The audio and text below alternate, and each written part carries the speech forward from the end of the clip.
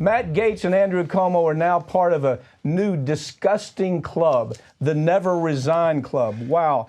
You know, you called this right. You really did. You made a comparison, and you said Cuomo is taking this position, I'm not going to resign. Gaetz is taking the position, I'm not going to resign. They think it works. Yeah, obviously it's working for Cuomo. Cuomo last week, two weeks ago, comes out, he legalizes marijuana, and maybe everybody will forget all the awful things I'm being accused of. Okay, so what's Gaetz's play here? I think Gaetz hopes he can just simply weather the storm because, look, Matt Gaetz is in a deep red district. This district has not voted for a Democrat since JFK in 1960. They're not about to turn around and turn on him. I mean, the Deep South. Gaetz knows that if he can not go to prison, he can continue to win elections, and eventually the public will, in fact, forget. And it really is the same thing with Cuomo. Now that the Matt Gaetz story is broken, nobody's even talking about Cuomo anymore. And that's kind of what you bank on as well. You hope, well, the next guy is going to do something so gross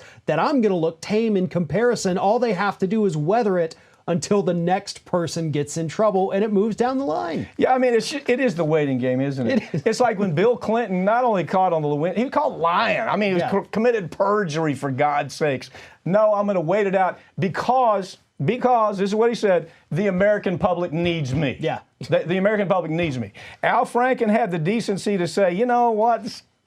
I look kind of like a scumbag, some of the stuff I've done. I'm going to resign. But and of course, the Democrats are saying, oh, my God, I wish he wouldn't resign. He resigned too early. But other politicians have done this. They've done the wait-out game, haven't they? They have. I think Donald Trump is a great example of that. I mean, we had a new scandal every week, 2 impeachments, and he just always said, no, I'm not going anywhere. I'm staying here. And public said, well, okay, then, I guess it is what it is. And so everybody is now operating off that playbook. How about Robert Menendez, New Jersey, right? Senator Menendez. He's caught for bribery. He's caught for corruption.